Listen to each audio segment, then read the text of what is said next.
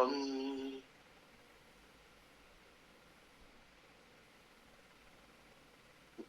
ओम पृथ्वी सूक्त अथर्ववेद कांड 12 सूक्त 1 और मंत्र 6।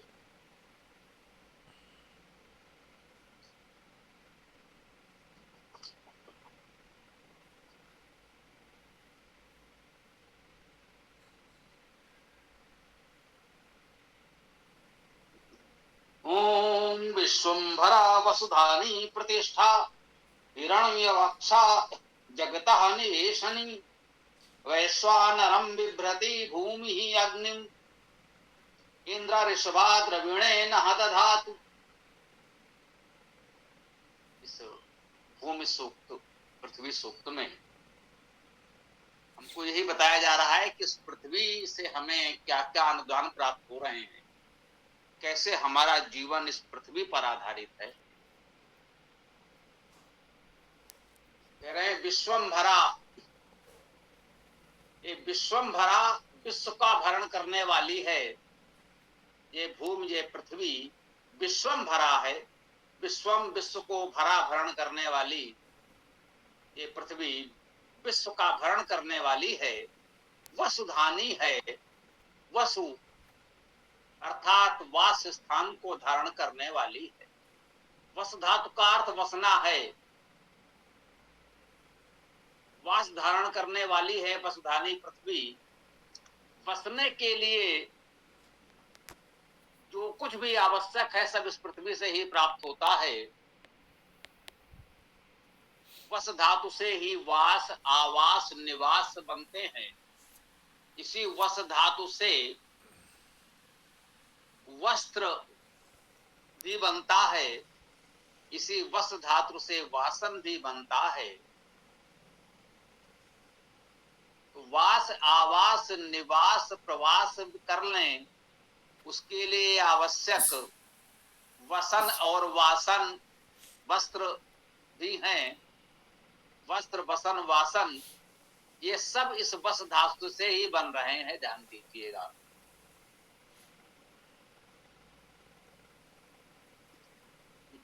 सहजता से समझें तो निवास के लिए, हमारे रहने के लिए मौलिक आवश्यकताएं जो भी है सब इस वस धातु से बन रहे हैं।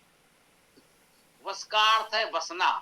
बसने के लिए आवश्यक सभी शब्द इसी वस धातु से बने।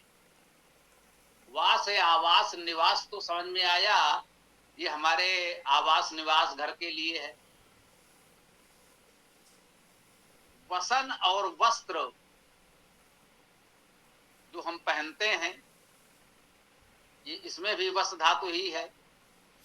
वासन जिसे इस समय हम लोग सामान्यतः पात्र बर्तन कहते हैं, ये भी वस धातु से ही बन रहा है। तो बसने के लिए आवास भी चाहिए, वस्त्र चाहिए, वासन बर्तन आदि भी चाहिए, भोजन आदि तैयार करने के लिए। ये सब कुछ इस वस धातु से बन रहा है। तो वस शब्द में यह सब कुछ सम्मिलित समझा जाना चाहिए। वैदिक शब्द यौगिक हैं, धातुज हैं। उस धातु से जो मूल अर्थ है वे सभी अर्थ भाव, सभी शब्द उस धातु में निहित हैं। कह रहे हैं पृथ्वी विश्वंभरा है, विश्व का भरण करने वाली है। वसुधानी है, पशुओं को धारण करने वाली है। वसु अर्थात जिससे हमारा वास निवास, कह रहे हमारा रहना होना जिससे संभव है उसे वसु कहेंगे। और उस वसु को धारण करने वाली भी ये भूमि, ये पृथ्वी ही है। धातु का धारण करना, उससे ये धानी शब्द बन रहा है। वसुधानी, वसु का धारण करने वाली। प्रतिष्ठा, प्रतिष्ठा शब्द बहुत प्रचलित है, हमारा बहुत परिचित भी है। अभी भी वर्तमान लोक भाषा में भी प्रतिष्ठा शब्द हम ऐसे ही प्रयोग कर रहे हैं, यथावत जैसा वेद है। प्रतिष्ठा प्रति उपसर्ग या व्यय कह लें, स्थापित स्थित होना प्रतिष्ठा है, समाज के प्रति स्थित हैं, समाज में सम्मान पूर्वक स्थित हैं, उसी को कहते हैं प्रतिष्ठित हैं। तो ये पृथ्वी विश्व का भरण करने वाली, वसुओं को धारण करने वाली प्रतिष्ठित है। हिरण्यवक्षा जगतः निवेशनी, ये पृथ्वी, ये भूमि हिरण्यवक्षा है। हिरण का अर्थ है प्रकाश युक्त वक्ष वाले, कह सकते हैं। हिरण्यवक्षा का अर्थ हुआ प्रकाश युक्त वक्ष वाली।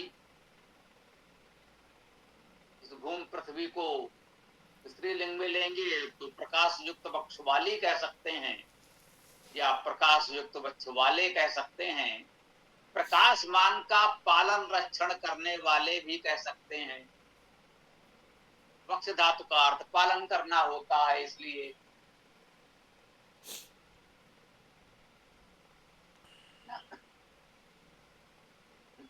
हिरण्यवक्षा में हिरण धातु है, इसका अर्थ प्रकाश होना, शब्द करना है। शब्द और प्रकाश हिरण के अर्थ हैं। हिरण्यवक्षा, जिसके वक्ष में प्रकाश है और शब्द है, और वक्ष का अर्थ है, देखिए वक्ष का एक अर्थ क्रोध करना, एकत्र करना भी है। तो यहाँ क्रोध करना तो नहीं ग्रहण कर सकते, एकत्र करना ग्रहण कर भी सकते हैं। वैसे वक्ष धातु का अर्थ पालन करना, रक्षण करना भी है, वो अर्थ यहाँ उपयुक्त है जो ग्रहण किया गया। प्रकाश और शब्दों का, विद्या का पालन रक्षण करने वाले ये पृथ्वी ही है। कि पृथ्वी प्रकाश का पालन करने वाली है, उत्पन्न करने वाली। प्रकाश उत्पन्न तो सूर्य में होता है, प्रकाश का उत्पादक सृजन करता तो सूर्य है। सूर्य से प्रकाश पृथ्वी को प्राप्त होता है, उस प्रकाश का पालन रक्षण पृथ्वी करती है। पृथ्वी उस प्रकाश को ग्रहण करती है, ऊष्मा के रूप में परिवर्तित करती है। उस प्रकाश से ही वनस्पतियां उत्पन्न होती हैं। वनस्पतियां इस सूर्य के प्रकाश के सहयोग से ही वृद्धि करती हैं, अपना भोजन तैयार करती हैं, जो हमारे लिए भी भोजन के रूप में उपयोग होता है। तो इस प्रकार यह पृथ्वी प्रकाश का पालन रक्षण करने वाली है। यही कहा जा रहा है, उत्पन्न करने वाला तो सूर्य है। प्रकाश को उत्पन्न करने वाला सूर्य है, पृथ्वी उसका पालन रक्षण करने वाली है। ये बात स्पष्ट रूप से यहाँ हमको बताई गई।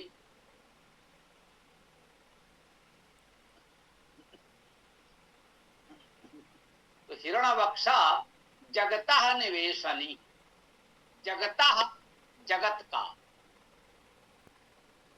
अब जगत का एक सहज भावार्थ इस समय हम लोग जो ले रहे हैं, जगत, विश्व, संसार, एक अर्थ में ले रहे हैं। संस्कृत भाषा में, वैदिक भाषा में विश्व सर्वनाम है, उसका अर्थ है सभी। जब सबको सम्मिलित कर लिया तो कह दिया ये विश्व, अर्थात सभी। तो आप किसकी बात कर रहे हैं? अपनी बात कर रहे हैं, अपने परिवार की बात कर रहे हैं, अपने ग्राम नगर की बात कर रहे हैं, विश्व की बात कर रहे हैं। विश्व की अर्थात सबकी बात कर रहे हैं। तो विश्व का अर्थ है सभी, और जगत का अर्थ है गतिशील। ये बात ध्यान देने की। संसार का भी यही अर्थ है। जग धातु का अर्थ है गति करना, लेना, घर्षण करना। तो गति करने का अर्थ ही महत्वपूर्ण है। वेद में अनेक मंत्रों में जग धातु का प्रयोग मिलेगा, इसी गति करने के अर्थ में मिलेगा। जगत का अर्थ ही है गतिशील। ये संपूर्ण सृष्टि ही गतिशील है। हमारा जीवन गतिशील है, पृथ्वी गतिशील है, सभी ग्रह नक्षत्र, संपूर्ण ब्रह्मांड गतिशील है। इसलिए इसे जगत कहते हैं। जगत का अर्थ गतिशील, संपूर्ण सृष्टि जगत है, ये गतिशील है। और ध्यान दीजिएगा, हम इसे संसार भी कहते हैं। संसार शब्द का भी यही अर्थ होता है। संसार में सम उपसर्ग है सम्यक रूप से। सार में श्री धातु है। श्री धातु का अर्थ भी चलना, गति करना। इसे इस समय हम लोग कहते हैं सरकना, ये भी गति है। ये व्यक्तिगत रूप से मुझे ऐसा अनुभव हुआ, हो सकता है किसी और ने कहा या नहीं कहा, आपको ठीक लगे न लगे। श्री धातु सरति गच्छत ये अर्थ होता है। सरति अर्थात गच्छत चलता है, जाता है, ये श्री धातु का अर्थ। सार शब्द बना उसी से, इसका अर्थ हो गया गति करने वाला, गतिशील। संसार सम्यक गतिशील। अब इस समय बोलचाल की भाषा में एक क्रिया, एक पद प्रचलित है सरकना। मुझे लगा हो सकता है ये वैदिक भाषा की श्री धातु है सरति गच्छति, उस शरत से ही ये सरकना हमारा वर्तमान भाषा में आया हो, थोड़े से परिवर्तन के साथ। हो सकता है, नहीं भी हो सकता है। तो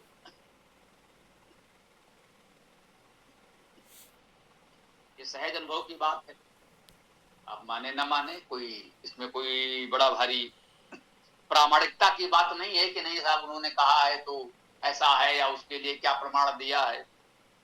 भाषा विज्ञान, भाषा शास्त्र ऐसे ही चलता है। शब्दों की समानता के आधार पर, शब्दों की समानता, धातु की समानता और अर्थ की भी समानता, तो माना जाता है इसका विकास उसी से हुआ होगा। तो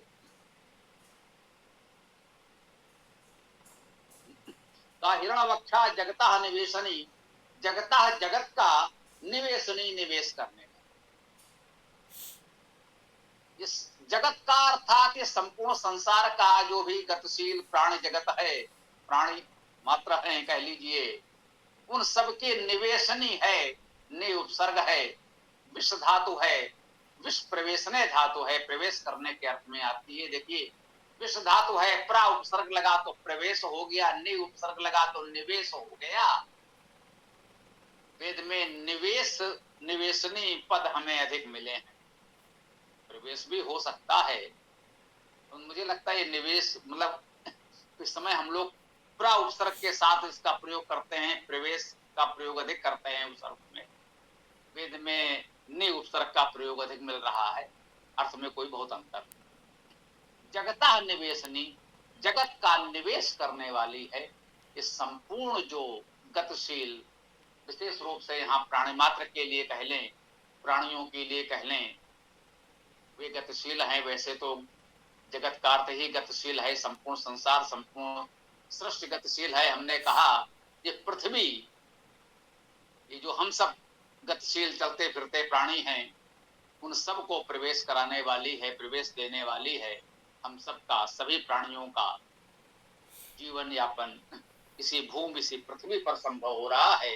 तो कहा गया है हिरण्यवक्षा जगता निवेशनी, वह प्रकाश और ध्वनि का, शब्द का, विद्या का पालन करने वाली है, रक्षण करने वाली है, और सबको प्रवेश कराने वाली है, सबका निवेश कराने वाली है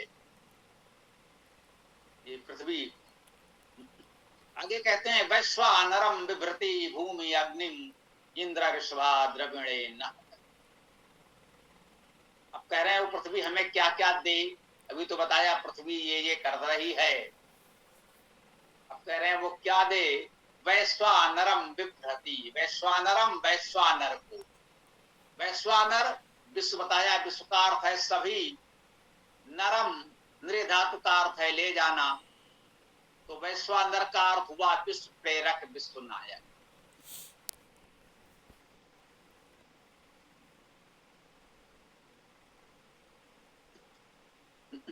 वैश्वानरम बिभ्रति, विश्व प्रेरक, विश्व नायक को धारण करते हुए, बिभ्रति धारण करते हुए, ये व्री धातु भरण करना, धारण करना वही है इसमें।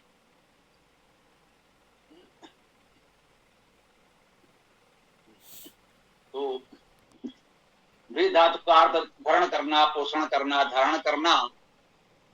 तो वैश्वानरम बिभ्रति, विश्व नायक को, विश्व प्रेरक को धारण करने वाली, भरण पोषण करने वाली भूमि, भूमि शब्द आ गया, भूमि शब्द प्रथमा विभक्ति एक वचन में है तो यही करता है।